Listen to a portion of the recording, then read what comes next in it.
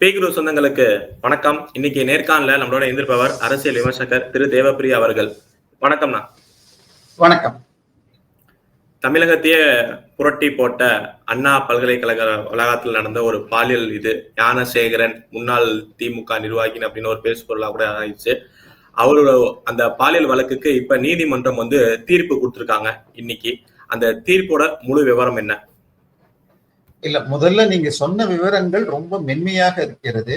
ஒரு சென்னையின் அதாவது கவர்னர் மாளிகைக்கு எதிராக சீஃப் மினிஸ்டர் வீட்டுக்கு பின்னாடி ரெண்டுக்கும் நடுவுல இருக்கிற இடம், அந்த ரோடுக்கு அந்த பக்கம் திமுகவின் நம்பர் 2 திரு துரைமுருகன் வீட்டுக்கு எதிர்த்தாப்புல இருக்கிறதா அண்ணா பல்கலைக்கழகம். இப்படி ஒரு முக்கியமான ஒரு இடத்துல இருக்கிற தமிழகத்துல படிக்கிற ஒவ்வொரு மாணவனும், நான் பிஇ படிச்சா இங்க வெறும் 10,000 ரூபாய் தான் வருஷத்துக்கு ஃபீஸ். அண்ணா பல்கலைக்கழகத்துல போய் படிச்சா கேம்பஸ் இன்டர்வியூல எனக்கு மாசம் 50,000 ரூபாய் சம்பளத்துக்கு குறைஞ்சபட்சம் வேலை கிடைக்கும் அப்படின்னு ஒவ்வொருத்தரும் அதை நோக்கி படிக்கிற ஒரு கல்லூரியில சாயந்தரம் இரவு உணவை சாப்பிட்டுட்டு ஆண் நண்பரோடு வந்துட்டு இருக்காங்க. வந்த பொழுது ஒரு திமுகவை சேர்ந்த இளைஞர் அணியில இருக்கிற ஒருத்தன் ஞானசேகரன் என்பவன், அவன் என்ன சொல்றது, அப்பாவுடைய அன்பு தம்பின்னு சொல்றதா அல்லது நைனாகாரு ஸ்டாலினுடைய மகன் சொல்றதா எனக்கு தெரியல. ஏன்னா அவங்கதான் இந்த பேரெல்லாம் சொல்லிக்கிறாங்க. இப்படிப்பட்ட ஞானசேகரன் இவன் திமுக செயல் அப்படிங்கறதுல திராவிட மாடல்ல நம்பர் 1. ஏன்னா இவனுக்கும் மனைவி, துணைவி, இணைவின்னு 3 பொண்டாட்டி. இவனுடைய 2வது பொண்டாட்டி அங்க உள்ள அண்ணா பல்கலைக்கழகத்திலேயே விக்டோரியாங்கிறவ ஒர்க் பண்ணான்னு வந்துச்சு. இப்ப இந்த டிசம்பர் மாசம் 23ஆம் தேதி பைபிள் கதைகள்ல இயேசு என்பவர் டிசம்பர் 25 பிறந்ததுக்கு ஆதாரம் இல்லை, ஆனால் கிறிஸ்துமஸ் என பரப்பப்படுகிறது. அந்த கிறிஸ்துமஸுக்கு சாண்டா கிளாஸ் வருவார்னு சொல்லுவாங்க கிஃப்டை எடுத்துக்கிட்டு. ஆனா டிசம்பர் 23 அன்னைக்கு வந்தது இந்த காம கொடூரன் மிருக வெறி பிடித்து அந்த கல்லூரி வளாகத்துல கேம்பஸுக்கு மெயின் பில்டிங்க்கு பக்கத்துல சார் இங்கதான் இவள் இந்த நண்பனை அடித்து போட்டுட்டு இவளை பாலியல் வன்கொடுமை செய்து அதை வீடியோ எடுத்திருக்கான். இந்த சம்பவம் நடந்த பொழுது ஒரு இன்கமிங் கால் வர, சார் நான் மிரட்டிட்டு வந்துடுறேன் சார் என்று சொல்லிவிட்டு இப்பொழுது அவன் போனை வச்சுட்டு நான் எப்ப கூப்பிட்டாலும் வரணும்னு சொல்லியிருக்கான். அதற்கு அந்த பெண், அண்ணா நான் இந்த ஊர் இல்ல, இப்ப இது பொங்கல் ஹாலிடேஸ் ஊருக்கு போறேன், நியூ இயர் பொங்கல் ஹாலிடேஸ் ஊருக்கு போறேன்னா போக கூடாது, இங்கேயே இருக்கணும்னு மிரட்டி இருக்கான். இவன் எத்தனை பேரை கூப்பிடுவான் என்னன்னு சொல்லி பயந்து அந்த பெண் அடுத்த நாள் ஃப்ரெண்ட்ஸோட, அன்னைக்கு உடல்நிலை மிகவும் இவன் காயப்படுத்தி பண்ணி இருக்கிறது இல்ல, அதுவும் பீரியட்ஸ் இருந்ததுன்னு சொல்றாங்க, ஹாஸ்பிட்டல்ல போய் சேர்த்திருக்காங்க. மறுநாள் ஹாஸ்பிட்டல்ல இருந்து வந்த உடனே தனக்கு நெருங்கிய வட்டத்துல ஒரு 5-6 பேர்ட்ட கன்சல்ட் பண்ணியிருக்காங்க. பண்ணா இதே மாதிரி ஒரு சம்பவம், இந்த சம்பவம் நடந்தது.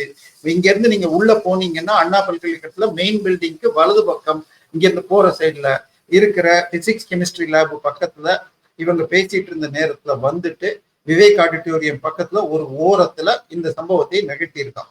சரியா? அந்த விசாரணையின் போது இது வலது பக்கம் நடந்ததுன்னா இடது பக்கத்தில் இதே போன்ற ஒரு சம்பவம் 2 நாள் முன்னாடி வேறொரு பெண்ணிற்கு நடந்ததுன்னு கேள்விப்பட்ட உடனே நான் தான் கடைசியாக இருக்கணும், இன்னொரு மாணவி இந்த கேம்பஸ்ல திமுக செயலில் பாதிக்கப்படக்கூடாது என உணர்ந்து அவ போய் கம்ப்ளைண்ட் கொடுக்குறா. ஆன்லைன்ல ஒரு கம்ப்ளைண்ட் கொடுக்குறா. அதுக்கப்புறம் விசாகா கமிட்டின்னு அண்ணா பல்கலைக்கழகத்துல இருக்கிறவங்க கொடுக்குறாங்க. ஆனா அன்னைக்கு உட்காந்து போலீஸ் ஸ்டேஷன்ல இருந்து இவளை கூப்பிட்டு பேசினப்பையும் சரி, நேர்ல வராதிங்க, மற்ற மாணவர்கள் முன்னாடி என்னால சொல்ல முடியாதுன்னு சொன்னா, இல்ல வருவோம் சொல்ல வந்தா மப்தியில வாங்கன்னு சொன்னா வந்த 2 பேரும் யூனிஃபார்ம்லயே அன்னைக்கே அவங்களை கேவலப்படுத்தியிருக்காங்க. இதன் பிறகு அவங்க என்ன பண்றாங்க, ஒரு 10 பேரை ஷார்ட் லிஸ்ட் பண்ணி 24ஆம் தேதி, ஏன்னா இது வைரல் ஆயிடுது, திரு அண்ணாமலை அவர்கள் போன்ற எல்லோரும் இதை பற்றி பேச ஏபிவிபி மாணவர்கள் இங்கேயும் போராடாம முதல்வர் வீட்டு வாசலையோ இங்கே போராட அவர்கள் கைது செய்யப்பட்டார்கள். இப்படி பெருசாக உடனடியாக அந்த ஏரியால ஏற்கனவே நோட்டட் கிரிமினல்ஸ் 10 பேர், மேபி இன்னொன்னு அங்க இருக்கிற மொபைல் டவர்ல யூஸ் பண்ண நம்பரை வச்சு கூப்பிட 4வதாக வந்தவன் இந்த அவன் பேர் என்ன சொல்றது, ஞானசேகரன். ஆனால் அவனை விசாரிச்சுட்டு இருக்கிறப்பவே அந்த கோட்டூர்புரத்தின் உள்ளூர் திமுகவினர் அவனை காப்பாத்திட்டு, இவன்லாம் தப்பு செய்ய மாட்டான்னு காப்பாத்திட்டு போனாங்களாம். ஆனால் மறுநாள் காலையில் அந்த லிஸ்ட்ல 8வதாக இருந்தது இந்த திமுக ஞானசேகரனுடைய தம்பி. அன்னைக்கு அவங்க அந்த வீடியோ, அந்த சிசிடிவி ஃபுட்டேஜ் சிலதை எடுத்தா, நேரடியான ஃபுட்டேஜ் இல்லாட்டியும் அவன் அந்த சைடு போற மாதிரி ஒரு கார்னர் கேமரா கிடைக்க அவன் போட்டிருந்த ட்ரெஸ் கிடைக்குது. இந்த ட்ரெஸ் எங்க அண்ணன் தான், நேத்துல இருந்து அவன் பதட்டமா இருக்கிறான் அப்படின்னு சொல்லி வீட்டுக்கு போய் பார்க்க அந்த ட்ரெஸ் இருக்க அவன் கைதாகிறான். இதுதான் அவன் 25ஆம் தேதி கைதாகிறதுக்கு காரணம். அடுத்ததாக எஃப்ஐஆர். இந்த எஃப்ஐஆரை எடுத்து படிச்சா இந்த மாணவி சம்மதத்தோடு அவள் உடலுறவு செய்தாள் என்பது போல இருட்டுல தனியா இருந்தா இப்படிங்கிற மாதிரி அந்த மாணவி மீது தப்பு கூறும்படியாக இந்த எஃப்ஐஆர் உள்ளது. நம்பர் 1. இன்னொன்னு, இந்த மாதிரி வழக்கில் எஃப்ஐஆரில் பெயர் எதுவும் போடாமல் வெறுமனே ஒரு மாணவி இத்தனை வயது அப்படின்னு போடுவாங்க. ஆனால் இந்த எஃப்ஐஆர்ல எல்லா டீட்டெயிலையும் போட்டு இந்த மாணவி எந்த ஊரு, அட்ரஸ், செல் நம்பரு, எந்த கிளாஸ்ல படிக்கிறா, எந்த பிரிவு, மெக்கானிக்கல், கெமிஸ்ட்ரி, பிசிக்ஸ், இந்த மாதிரி உள்ள எந்த பிரிவு. அப்ப ஆனா கண்டனம் வந்துச்சு. நீங்க சொல்ற மாதிரி இந்த எஃப்ஐஆர் மேல பெரிய கண்டனமே தெரிவிச்சாங்க நீதிமன்றம். பட் இப்ப இந்த தீர்ப்புல, இறுதி தீர்ப்புல அதையும் ஏதாவது மேற்கோள் காட்டியிருக்காங்களா, இந்த எஃப்ஐஆர் ஒட்டியோ இல்ல காவல்துறை ஒட்டியோ?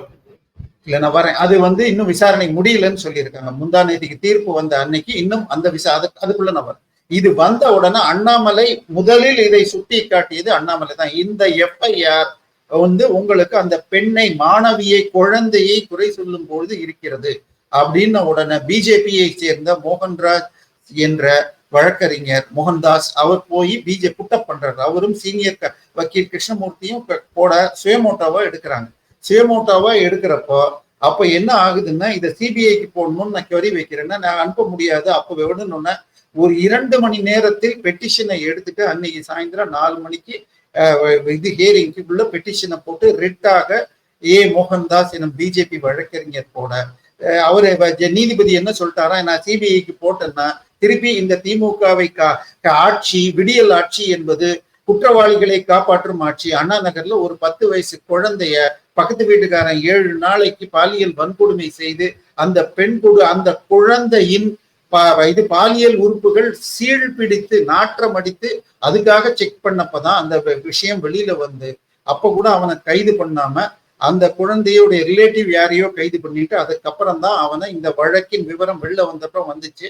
போலீஸ் மிக மோசமாக ஹேண்டில் பண்ணுச்சுன்னு சிபிஐக்கு மாற்றிய பிறகு ஒரு நாளைக்கு 40 லட்சம் வாங்குற சீனியர் கவுன்சில்ஸை வச்சு சுப்ரீம் கோர்ட்ல இல்ல ஸ்பெஷல் இன்வெஸ்டிகேஷன் டீம் போடுங்கன்னு சொல்லிட்டாங்க. அந்த ஸ்பெஷல் இன்வெஸ்டிகேஷன் டீம்ல இருந்த 3 பெண் ஐபிஎஸ் அதிகாரிகளே இதை நடத்தட்டும், ஏன்னா சிபிஐ போனா இதாயிடும் சொல்லிட்டு இந்த நீங்க கேட்ட மாதிரி அந்த எஃப்ஐஆர் இது மாதிரி போடப்பட்டதற்கும் லீக் ஆனதற்குமாக 25 லட்சம் ரூபாய் ஃபைன். அத்தோடு சென்னையின் கமிஷனராக இருந்தவர் ஒரு பேட்டி கொடுக்கிறார். அவர் என்ன சொல்றாரு, இவருடைய மனைவி உள்ள வேலை செய்யல. இன்னொன்னு, அந்த இன்கமிங் கால் அந்த குழந்தை ஒரு சார் இருக்குன்னு சொன்னா அப்படி ஒரு சார் கிடையாது, இந்த போனை ஏரோப்ளேன் மோட்ல போட்டிருந்தாங்க அப்படின்ட்டு. இல்ல, இப்ப இந்த தீர்ப்புல அந்த யார் அந்த சாருங்கிற விவரம் ஏதாவது இருக்கா? ஏன்னா தீர்ப்பு இருக்கிற மாதிரி பாக்கல. இல்ல, இந்த சார்ஜ் ஷீட்லயே அது கிடையாது. ஒரே ஒரு ஆள் இன்வால்வ். என்னைக்கு அந்த எஃப்ஐஆர் இது கமிஷனர் பேசினாரோ அதே வார்த்தை போன் ஏரோப்ளேன் மோட்ல இருந்துச்சு. ஒரே ஒரு நபர் மட்டுமே தான் குற்றவாளிங்கிறாங்க. ஆனால் 11 கவுண்ட்ல 12 கவுண்ட்ல சொன்னாங்க. அதுல 11 கவுண்ட்ல ஹி இஸ் கன்விக்டட். அவருக்கு மரணம் வரை ஆயுள் தண்டனை 30 வருஷத்துக்கு குறையக்கூடாது. நாளைக்கு கருணாநிதி பிறந்த நாள், அண்ணாதுரை பிறந்த நாள்னு சொல்லி எது விதமான குறைக்கும் செய்ய முடியாதுன்னு மேலும் சில பிறவழிகள் 7 வருஷம்லாம் கொடுத்திருக்காங்க. குறைந்தபட்சம் 30 வருஷம். 30 வருடங்கிறது அவர் முழுக்க கன்ஃபார்மா ஜெயில தான் இருப்பாரா? எந்த ஒரு சலுகையும் அவர் கிடையாதா? மேல அப்பீல்ல போய் அது குறைந்தால் ஒழிய, ஏன்னா அதுக்கும் வந்துடுறேன் நான் கொஞ்சம், எனக்கு ஒரு நிமிடம் பேச விடுங்க. ஸோ இப்ப என்ன ஆச்சுன்னு சொன்னால், அந்த எஃப்ஐஆர் அந்த மாதிரி போட்டதற்கும் அந்த லீக் ஆனதற்கும் காரணமானவர்கள் மீது இது காரணத்தை எல்லாம் கூறி ஒரு பெண்ணினுடைய வாழ்க்கை, அதாவது அந்த திமுக ஞானசேகரன் அந்த குழந்தையை சிதைத்தான் என்றால் போலீஸ் எஃப்ஐஆர் லீக் பண்ணது அதை விட மோசமானதுன்னு சொல்லிட்டு 25 லட்சம் ரூபாய் அபராதம் அந்த குழந்தைக்கு தமிழக அரசு கொடுக்கணும்னு சொல்லி சென்னை உயர்நீதிமன்றம் தீர்ப்பு கொடுத்தது. இதுல அந்த கமிஷனர் கொடுத்த பேட்டியும் தவறுன்னு சென்னை உயர்நீதிமன்றம் சொன்னதை எதிர்த்து அப்பீலுக்கு சுப்ரீம் கோர்ட்டு போக, சுப்ரீம் கோர்ட் இந்த எஃப்ஐஆர் லீக் பண்ணது தப்பு, இது டெக்னிக்கல் ரீசன்கள்லாம் ஏத்துக்க முடியாது, இந்த எஃப்ஐஆர் லீக்குக்கு யார் யார் அந்த ஸ்டேஷனிலும் இதுல காரணமோ அவங்கள்ட்ட இருந்து சம்பளத்துல இந்த 25 லட்சத்தை பிடிக்கணும் அப்படின்னு சொன்னாங்க. ஆனா கமிஷனர் பற்றி சொன்ன கமெண்ட்டுக்கு சைலன்ஸ் கொடுத்தாங்க. அது இப்ப இது பண்ண வேண்டாம். இதுவரை இத விசாரணையே முடிச்சுட்டாங்க. ஆனால் இதுவரை அந்த எப்படி அந்த யார் அப்லோட் பண்ணாங்க, எப்படி அப்லோட் பண்ணாங்கிற அந்த 4 பேரை பத்தி இன்னும் கண்டுபிடிக்காம இட் இஸ் அண்டர் விசாரணை அப்படின்னு தான் வருது. ஆச்சா. இன்னொன்னு அந்த 11 கவுண்ட்ல 2 கவுண்ட், ஒன்று வந்து ரெக்கார்டிங் ஆஃப் த இன்சிடென்ட். அவன் அந்த பெண்ணை பாலியல் வன்கொடுமை செய்வதை தன்னுடைய கேமரா மொபைலில் ரெக்கார்ட் செய்தான். அடுத்தது டிரான்ஸ்மிஷன் ஆஃப் இட்ங்கிறான். டிரான்ஸ்மிஷன் அப்ப வேறு நபர்களுக்கு இது அனுப்பப்பட்டிருக்குன்னா அப்ப ஒரு நபர் என்பது அதிலேயே அடிபட்டு போய்கிறது. எனவே இன்னொன்னு சார், திமுகவை சேர்ந்தவர்களுக்கு இது மிக சர்வசாதாரணமான விஷயங்கள். ஆச்சா. இந்த வழக்கில் இது இப்ப சமீபத்திலேயே அரக்கோணத்துல திராவிட செயல் தெய்வ செயல்ங்கிற ஒருத்தன் திராவிட மாடல் செயல் செஞ்சான்னு சொல்லிட்டு ஒரு பிகாம் 2வது படிக்கிற மாணவியை 20 பல நண்பர்களிடம் திமுக தலைவர்களிடம் பிஏக்களிடம் அழைத்து சென்றான். அது தவிர உடம்பு முள்ள பாலியல் சூடு போட்டிருக்கான்றான். அவன் ஏற்கனவே கல்யாணமாகி டைவர்ஸ் பெண்டிங். இந்த முஸ்லிம் மாணவியும் ஏற்கனவே அந்த டைவர்ஸ் வரலங்கிறப்ப 2 பேர் லிவிங் பிரதர். இது தவிர இன்னொரு பெண்டாட்டிங்கிறாங்க. ஸோ இதெல்லாம் திராவிட ஈவேரா வழியில் என்ஜாய்மெண்ட், வித்தவுட் ரெஸ்பான்சிபிலிட்டி அப்படிங்கிற அந்த இதுக்கு வருது. எனவே இதே மாதிரி இதுல இதுக்கு அவனுக்கு போடப்பட்ட வழக்கின் தன்மை, அவனுக்கு அந்த ஜாமீன் கேட்கிறான். அவன் ஜாமீன்ல 15 நாளைக்கு வந்து போலீஸ் ஸ்டேஷன்ல கையெழுத்து போடணுங்கிற அளவுக்கு கூட இல்லாத பிரிவுகளில் வழக்க போட்டிருக்காங்க. குறைஞ்சபட்சம் 3 திருமணம் ஆயிருக்கு அப்படிங்கிறதும், அந்த குழந்தைய மாணவியை வந்து அவன் பல உடம்புல தீயெல்லாம் சுட்டிருக்கான்னு அந்த மாணவி சொல்றாங்க. 20 பேர்ட்ட கூட்டிட்டு போனது அதெல்லாம் ப்ரூவ் பண்றது கஷ்டம்னாலும் இது 2ம் தெளிவான சாட்சிகள் இருந்தும் எஃப்ஐஆர் அப்படி போட்டிருக்கு. அந்த வழக்கில் அவனுக்கு ஜாமீன் கொடுத்தவர் செந்தில் பாலாஜி. இந்த டாஸ்மாக் வழக்குல ஸ்டே கொடுத்த திமுகவின் அச்சரபாக்கம் எம்எல்ஏ உடைய மகனாக இருக்கிற ஒரு ஜட்ஜ். ஏன் இதை போடல? வேறொரு தீர்ப்பில் 2 நீதிபதியோடைய போட்டோவை போட்டு அவங்க ஜாதிய சொன்னவங்க. இந்த நீதிபதி திமுக காரர், இவர் தான் செந்தில் பாலாஜிக்கு அல்லது இவருக்கு ஜெகத் ரட்சகனுக்கு முன்னாள் கவுன்சிலர் வக்கீலுடைய உதவியாளர்னு யாரும் சொல்லல. எனவே அடுத்தது பாத்தீங்கன்னா ராணிப்பேட்ல வேலூர்ல ஒரு கவுன்சிலருடைய மகன் குழந்தைகள் ஹாஸ்பிட்டல் அல்லது அங்கன்வாடியில போய் நண்பர்களோட எவ்வளவு குற்றச்சாட்டு வச்சாலுமே இன்னைக்கு முதல்வர் இந்த தீர்ப்பு விட்டு என்ன சொல்லியிருக்காருன்னா, இந்த மாதிரி குற்றச்சாட்டுக்கு தான் தமிழ்நாடு காவல்துறை வந்து சிறப்பா செயல்பட்டு, தமிழக அரசு சிறப்பா செயல்பட்டு 6 மாசத்துல வந்து யாரும் குறை சொல்லாதபடி உரிய விசாரணை பண்ணி நீங்க தீர்ப்பு வாங்கி கொடுத்துருக்கு அப்படின்னு சொல்லிட்டு இன்னைக்கு அறிக்கை விட்டுருக்காரு. இப்ப அதாவது யாரும் குறை சொல்லாதபடி தமிழக போலீஸ், இதுல தமிழக போலீஸ் எஃப்ஐஆர் போட்டது தப்பு. தமிழக போலீஸ் கிட்ட இருந்து 25 லட்சம் அபராதம் வாங்கணுங்கிறது சென்னை உயர் சென்னை உயர் நீதிமன்றம் 25 லட்சம் கொடுக்கணும் தான் சொன்னாங்க. சுப்ரீம் கோர்ட் அந்த ஸ்டேஷன் யாரெல்லாம் ரெஸ்பான்சிபிள் அவங்கள்ட்ட இருந்து 25 லட்சம் வாங்கணும்னு இருக்காங்க. எஸ்ஐடி போட்டாங்க சார். இந்த திமுக ஞானசேகரன் திமுக காரங்கிறதுக்கு 3 மனைவிகள் வச்சது மாத்திரம் இல்ல, அவன் இருக்கிற வீடு கோயில் இடம் மற்றும் முன்னாடி இருக்கிறது கார்பரேஷன் இடம். அங்க 2 ஏக்கர் முழுக்க 29 பேர் கோயில் இடத்தை ஆக்கிரமிப்பு பண்ணிருக்காங்க. இத நம்ம வட சென்னை மாஃபியான்னு சொல்றதா இல்ல கோவில் துறை அமைச்சர்னு சொல்றதா? என்ன பண்ணியிருக்காரு சேகர் பாபு? 2 ஏக்கரை இவன் வீடு கட்டினதுக்கு சார் அதுக்கெல்லாம் பெனால்டி போடணும் சார். அந்த மாதிரி ஆக்கிரமிப்பு பண்ணவங்க பேர்ல குண்டர் சட்டம் போடலாம்னு சொல்லி தமிழக சென்னை உயர் நீதிமன்ற தீர்ப்புகள் இருக்கு. அவங்க இத்தனை நாள் ஆக்கிரமித்ததுக்கு வாடகை வசூல் பண்ணுங்க சார். இன்னைக்கு அந்த இடத்துல ஒரு கிரவுண்டு 4 கோடி போகும். 2 ஏக்கர்னா 18 கிரவுண்டு, 15 ரோடு போடுறதுக்கு 15 ஏக்கர், 15 கிரவுண்ட் வச்சா கூட 30 கிரவுண்டுன்னு போட்டா 120 கோடி ரூபாய். கோயில் இடத்தை ஆக்கிரமிச்சவங்கள்ட்ட இருந்து வாடகையை வசூல் பண்ணுங்க. என்ன சார் பண்றீங்க? திமுக காரன்னா கோயில் இடத்தை எடுப்பான், அவன் நினைச்சா இதுக்குள்ள போவான், அண்ணா பல்கலைக்கழகத்துக்குள்ள மாணவி அனுபவிப்பான், வீடியோ எடுப்பான். நான் கூப்பிட்டா எந்த சார்கிட்டையும் வரணும். அத இன்னொன்னு, அந்த ஞானசேகரன் கைதான அடுத்த நாள் ஒரு பெரிய யூடியூப் சேனல், கலாட்டாங்கிற ஒரு யூடியூப் சேனல், அவன் வீடு கிட்ட போனா அவங்க ஒரு வாட்ஸ்அப்ல வச்சு புதிய புள்ளி சிக்கியதுன்னு போட்டு புள்ளி வையுங்கள்னு கேட்டா புள்ளி வச்சுட்டு துட்டு கொடுக்குறவங்களுக்கு அந்த போட்டோ வீடியோ ஷேர் பண்ணுவானா அல்லது அந்த மாணவியே பகிர்வானா என்னங்கிறது தெரியாது. இது தெளிவாக அந்த வீடியோ நான் டவுன்லோடே பண்ணியிருக்கேன். ஏன்னா என்கிட்ட இவங்க நாளைக்கு டிலீட் பண்ணா. இதுல திமுக காரங்களுக்கு இதெல்லாம் சாதாரணம்ங்கிறதுக்கு இன்னொரு பெரிய உதாரணம் சார் ஞாபகம் இருக்கா? இது கவர்னர் பங்களாக்குள்ள திமுகவின் மிக அணுக்க தொண்டன் திரு கருக்கா வினோத் என்பவர் உட்காந்து அவருக்கு +2 படிக்கிற மாணவன் கூட கிடையாது, நீட் எதிர்த்து அவரு பெட்ரோல் பாம்பு வீசினாரு. அவன் ஏற்கனவே பிஜேபி ஆபீஸ்ல இதே மாதிரி செஞ்சதுக்கு அவன் குண்டர் சட்டத்துல போடப்பட்டவனை வெளியில கொண்டு வந்தது அவனுடைய இணைவி 2வது மனைவி நதியா என்ற பெண். அந்த நதியா என்ற பெண் வட சென்னையில் தன்னுடைய குழந்தை படிக்கும் +2 மாணவிகளை நீங்க பார்ட் டைம் ஜாப் செய்து சம்பாதிக்கலாம் சொல்லி 17 குழந்தைகளை பாலியலில் ஈடுபடுத்தினாள் என்று கைதானா. அந்த வழக்கு என்னாச்சு? அதுவும் இதுக்கு முன்னாடி இல்ல சைமல்டேனியஸ்? அந்த வழக்கு ஏன் சார் இது வரைக்கும் தீர்ப்பு வாங்கி தரல? ஏன் சார் அந்த அண்ணா நகர் 10 வயசு குழந்தைக்கு இது வரைக்கும் தண்டனை? இப்ப நீங்க சொல்ற மாதிரி இத்தனை வழக்கு சொல்றீங்க, ஒவ்வொரு மாவட்டத்துக்கு ரீதியா நீங்க சொல்ல போனா வழக்கு சொல்லிட்டே இருப்பீங்கன்னு நினைக்கிறேன். பட் இந்த வழக்கு அப்ப சீக்கிரமா முடியறதுக்கு என்ன காரணம்? இதேதான் எதிர்கட்சி தலைவர் திரு எடப்பாடி அவர்களும் சொல்றாரு, யாரை காப்பாற்றுறதுக்கு இவ்வளவு வேகமா இந்த வழக்கை முடிச்சு வச்சீங்க, அந்த சார் யாரு, இதை மறைக்கிறது தான் இப்படிங்கிறாரு. நீங்களும் அதே கேள்விதான் எழுப்புறீங்க. யார் அந்த சாருங்கிறது முக்கியம். இந்த வழக்கு வேகமாக முடிய காரணம் 2 விஷயம். ஒண்ணு, இதை உடனடியாக மிகவும் பிரபலமாக்கி பெரிதாக்கியது திரு அண்ணாமலை அவர்கள்.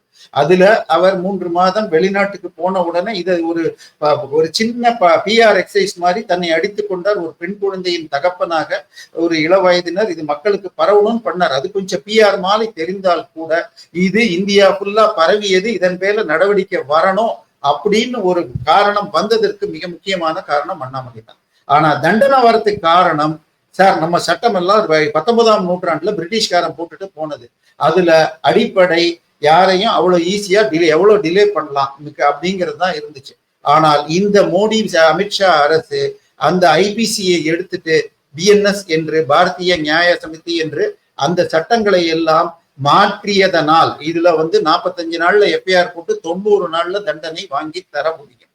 ஆனா இன்னொன்னையும் சொல்ல, சில வக்கீல்களை நான் கன்சல்ட் பண்ணப்போ அந்த பெண் குழந்தை முதல் முறை சொன்னதிலிருந்து கோர்ட்ல சொன்னது வரை ஒரு சார் இருந்தார், இன்கமிங் கால் வந்தது என்று இதுவும் சொல்லி இருக்காங்க. அதே போல தேசிய பெண்கள் ஆணையத்தின் தலைவர் அவரும் ஒரு IPS ஓய்வு பெற்ற IPS அவங்கள்ட்டையும் சொல்லி இருக்காங்க.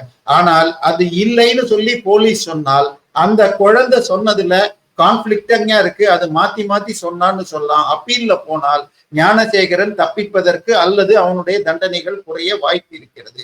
11 அந்த என்ன டிரான்ஸ்மிஷன் ஆஃப் இது அதுல கன்விக்ட் பண்ணிருக்காங்கன்னா அப்ப யாருக்கு பண்ணா? நிச்சயமாக சார் இருக்கிறார்கள். சார ஏன்னா இது இப்ப தீர்ப்பு வந்ததுக்கு அப்புறம் அப்பீல் இப்ப முன்னாள் பாஜக தலைவர் அண்ணாமலை அவர்கள் யார் அந்த சார் அப்படின்னு சொல்லி ரிலீஸ் பண்றதுக்கான வாய்ப்புகள் இருக்கா? பட் சப்போஸ் ரிலீஸ் பண்ணா இந்த வழக்கு எப்படி போகும்? மீண்டும் திருப்பி விசாரணையாகி ஒரு புதிய கோணத்துல தானே போகும். நீங்க கேட்டது மிகச்சரி. அவர் நடுவுல என்ன சொன்னார்னா, இந்த FIR நான் இல்லீகலா தான் டவுன்லோட் பண்ணேன். இதுல இன்னொன்னையும் சொல்லணும், இந்த FIR லீக் ஆகிறதுக்கு யார் காரணம்னு சொன்னால் அப்லோட் பண்ணது ஒரு தப்பு. ஆனால் நானும் பல ஜட்மெண்ட்ஸை டவுன்லோட் பண்ணுவேன். FIR DVACல இருந்து பல FIR டவுன்லோட் பண்ணியிருக்கேன். ஆனால் அது தெரியணும்னு சொன்னால் அந்த வழக்கு எண் அல்லது குற்றம் சாட்டப்பட்டவர் பேர்ல போய் தேடினா தான் கிடைக்கும். இந்த வழக்கு எண்களை மக்களிடம் அல்லது தனக்கு வேண்டிய நிருபர்களிடம் கொடுத்தது தமிழகத்தை ஆளும் சூப்பர் முதலமைச்சருடைய பெண் நிறுவனம். இதை அந்த பத்திரிகையாளர்கள் 6 பேருடைய போனை புடுங்கி வச்சுக்கிட்டு ஒரு ரெசிப்ட் கூட கொடுக்காம அதுக்கப்புறமாக மோகன்தாஸ் வழக்குல அவங்களும் சேர்ந்துக்கிட்டது பிறகு ரெசிப்ட் கொடுத்து அப்புறம் திருப்பி கொடுக்கப்பட்டது. ஹைகோர்ட் அதை கண்டம் பண்ணியிருக்கு. சார், போலீஸ்காரன் ஏத்துனதாங்க தப்பு. ஆன்லைன்ல இருந்தா டவுன்லோட் பண்றதுக்கு யாருக்கு வேணா உரிமை இருக்கு சார். நீங்க எப்படி சார் ஒரு பெண் குழந்தையோட வழக்கை எடுத்து பேரோட போடுவீங்க? இதுக்கு இன்னைக்கு வரைக்கும் தண்டனை வாங்கி தரல. அதை லீக் பண்றதுக்கு காரணம் பெண் நிறுவனம். அவங்க பேர்ல FIR போடல. சோ இப்ப FIR போடுற மெத்தட்ல தப்பு சார். இங்க கிருஷ்ணகிரியில 170க்கும் அதிகமான 100க்கும் அதிகமான பெண் குழந்தைகள் மாணவிகள் MCC கேம்ப்னு சொல்லி பாலியல் சீண்டல்கள் வன்கொடுமை செய்யப்பட்டார்கள். 170 லட்சம் ரூபாய் இதுவரைக்கும் அவர்களுக்கு இழப்பீடு தரப்பட்டுள்ளது. திருச்சியில ஒரு லுத்ரன் சர்ச் நடத்தும் பிஷப் ஹைமன் பள்ளி அப்படிங்கிற பள்ளியில அந்த பள்ளியுடைய ஹெட்மிஸ்ட்ரஸ் சகாய மேரிங்கிறவங்க மகன் டேனியல்ங்கிறவன் எங்க ஒர்க் பண்றான்னு பார்த்தால் நமது கல்வித்துறை அமைச்சர் அன்பில் மகேஷ் பொய்யாமுடைய சொந்த ஊரான லால்குடியில தமிழக அரசின் ஆரம்ப சுகாதாரத்துறை டாக்டரா இருக்கிறவன். அவன் நான் டாக்டர்னு சொல்லிட்டு அந்த திருச்சி பிஷப் ஹைமன் பள்ளியில இருக்கிற ஹாஸ்டல் சார், தொடக்க பள்ளி அது, 5ஆம் கிளாஸ் கீழே 10 வயசுக்கு கீழே குழந்தைங்க. அந்த ஹாஸ்டல்ல இருக்கிற 50 குழந்தைகள் மீது அவன் பாலியல் சீண்டல் வன்கொடுமை செய்தான்னு சொல்லி கம்ப்ளைண்ட் இருக்கு. போக்சோல கைது பண்ணாங்க. ஏன் சார் அதுக்கு தண்டனை வாங்கி தரலாம்? அதுல சாட்சி எல்லாம் ரொம்ப கஷ்டமே இல்லை சார். ஒரே நீங்க சொல்ற மாதிரி இந்த தீர்ப்பு முதல்வர் வரவேற்கிறாரு, அவங்க கூட்டணி கட்சிகள் வரவேற்கிறாங்க. பட் நீங்க இதுக்கு பின்னாடி இவ்வளவு கேள்விகள் இருக்கு அப்படிங்கிறீங்க. பட் எதிர்கட்சிகள் இதை முன்னெடுத்து கொண்டு போவாங்களா? அவங்க மேல்முறையீடு பண்றதுக்கான வாய்ப்புகள் இருக்கா? இல்ல இதுல ஒண்ணு அண்ணாமலை ஐயா அவர்கள் ஒண்ணு நடுவுல சொல்லி இருந்தாரு. அதாவது நான் எப்படி எஃப்ஐஆர் லீக் பண்ணணும் அதே மாதிரி அவனுடைய கால் ரெக்கார்டை எடுத்துட்டேன். அவன் கைதாகி போலீஸ் கஸ்டடியில. ஓகே, இதுல இன்னொன்னையும் சொல்லணும் சார். போலீஸ் ஃபர்ஸ்ட் அவனை 24ஆம் தேதி அரெஸ்ட் பண்ணப்ப திமுக காரர்கள் உள்ளூர் தலைவர்களோடு வந்து வெளியில கூட்டிட்டு போனாங்கன்னா அது நிச்சயமாக அந்த சிசிடிவி புட்டேஜ்ல வரும். அந்த சிசிடிவி புட்டேஜ் ரிலீஸ் பண்ணணும். அவன் உள்ள வந்து வெளில போறது விசாரணை கூட வேண்டாம், அது பண்ணணும்னு அவசியம் இல்லை. அதே போல இவன் கைதாகி அடுத்த நாள் இவனை விசாரணையின் போது வழுக்கி விழுந்தான்னு சொல்லிட்டு இவன் கை காலில் எல்லாம் அடி போட்டு மாவு கட்டு போட்டிருந்தாங்க. ஆனா அந்த போட்டோவையே 2 பத்திரிகையில, ஒரு பத்திரிகையில வலது கையில கட்டி இன்னொரு பத்திரிகையில இடது கையில கட்டுந்தாங்க. அதை நான் பார்க்கல. ஆனால் இவனை ஸ்டான்லியில போய் 10-15 நாளைக்கு வச்சிருந்தாங்க. போலீஸ் ஸ்டேஷன்ல இது வரைக்கும் 56 பேரோ என்னமோ இந்த ஆட்சி வந்த பிறகு கை கால் உடைப்பட்டது. இதைத்தான் நம்ம ஹைகோர்ட்ல நீதிபதி கேட்டார், அது என்ன சார் உங்க போலீஸ் ஸ்டேஷனுக்குள்ள குற்றம் சாட்டப்பட்டவர்களுக்கு மட்டும்தான் கால் வழுக்குமா, ஒரு போலீஸ் கூட வழுக்காதான்னு கேட்டார். இப்போ மிச்ச 55 பேரும் ட்ரீட்மெண்ட்டை ஹாஸ்பிட்டல்ல போகல, அங்கேயேதான் சிறை டாக்டர் வந்து கொடுத்தாங்க. ஆனால் குற்றம் சாட்டப்பட்ட நிலையில இவனை ஸ்டான்லி ஹாஸ்பிட்டலுக்கு கொண்டு போனான். நான் சொல்றது ஸ்டான்லியில இவனுக்கு எடுத்த எக்ஸ்ரே மற்றும் ஸ்கேன் ரிப்போர்ட்டுகளை வெளியில இருக்கணும். நிஜமாவே இவனுக்கு பிராக்சர் ஆகி அங்க இன்னர் பேஷண்டா இருக்கிறதுக்கு என்ன காரணம்? அடுத்ததாக பாத்தீங்கன்னு சொன்னால் இவன் போலீஸ் கஸ்டடி விசாரணை போது இவன் நடிச்சானா வலிப்புன்னு சொல்லிட்டு அது போலின்னு சொல்லி அப்புறம் சரி பண்ணப்பட்டது. ஸோ இதெல்லாம் ஸ்டான்லிலேயே அவனுக்கு அந்த சார்கள் சொல்லி கொடுத்தாங்களான்னு நமக்கு தெரியாது. அந்த இவன் சென்னை இன்னொரு பிரிவு மாவட்ட தலைவரான மாசுக்கு மிக நெருக்கமான நண்பர்னு அவர் வீட்டுல போய் சாப்பிட்டதெல்லாம் தெரிஞ்சுது. இவன் திமுக திராவிட செயலின் உச்சம்ங்கிறது சொல்லணும்னா இவன் தள்ளு வண்டியில பிரியாணி வித்தான்னு சொன்னாங்க. தள்ளு வண்டியெல்லாம் விற்கல சார். சென்னை மிக முக்கியமான கிண்டி டு அடையார் போற சர்தார் பட்டேல் ரோட்ல பிஆர்என் சன்ஸ் பக்கத்துல இது கார்பரேஷனுக்கு சொந்தமான இடத்தில் ஆக்கிரமித்து கட்டி வச்சிருந்தான். அதை எதிர்த்து கோட்டூர்புரம் உள்ளூர் திமுகவினரே கம்ப்ளைண்ட் கொடுத்து முடியல. சாருடைய நட்பு இவனை காப்பாத்துச்சு. இவன் கைதான ஒன்னா போலீஸ்காரங்க 2 வேலை செஞ்சாங்க. ஒன்னு இவன் வீட்டு வாசல்ல இருந்த திமுக கொடிக்கம்பத்தை அகற்றினாங்க, அந்த கடையை இருந்து மீட்டாங்க. அதனாலதான் அந்த இடம் மீட்கப்பட்டது. இன்னொன்னு இவனுக்கு 3 மனைவிகள்னு சொன்னேன். இது தவிர இவன் கடந்த 4 வருஷத்துல பள்ளிக்கரணையில ஆழ்வார்பேட்டில 10 வீடுகள்ல வழிப்பறி செஞ்சிருக்கான். இதே மாதிரி ஒரு மாணவியை 2012 செஞ்சு அப்பையும் குண்டர் சட்டத்துல உள்ள இருந்திருக்கான்றாங்க. இப்போ இதுக்கெல்லாம் இந்த 4 வருஷத்துல ஏன் சார் எஃப்ஐஆர் போடல? ஏன்னா இவன் கைதை பத்தி இதுல வந்தப்போ அமைச்சர் ரகுபதி சொன்னது, இந்த ஆட்சி வந்த பிறகு அவன் குற்றச்செயலில் ஈடுபட்டு எந்த எஃப்ஐஆரும் இல்லை, நாங்க குற்றச்செயலில் ஈடுபட்ட சிசிடிவி ஃபுட்டேஜே வருது, ஆனால் கைது பண்ணாம இருந்ததுக்கு அந்த சார் நட்பு தான் காரணமா?